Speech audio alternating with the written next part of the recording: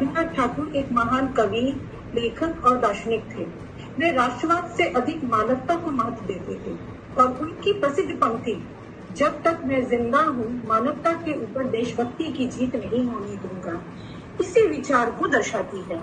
उन्होंने हमेशा से ही मानवता को प्राथमिकता दिया था। उनका मानना था कि देशभक्ति कितनी भी महत्वपूर्ण क्यों ना हो, लेकिन यह मानवता से बढ़कर नहीं होनी चाहिए। उनका परम विश्वास था कि मानव जाति में जो प्रेम और एकता होती है वही मनुष्य को सच्चे मार्ग की ओर आश्वस्त करती है, न कि किसी विशेष राष्ट्र या देश की भावना। उन्होंने देशभक्ति की आलोचना की है, परंतु यहाँ हमें ये समझना होगा कि उन्होंने देशभक्ति की किस रूप की और क्यों आलोचना किया है।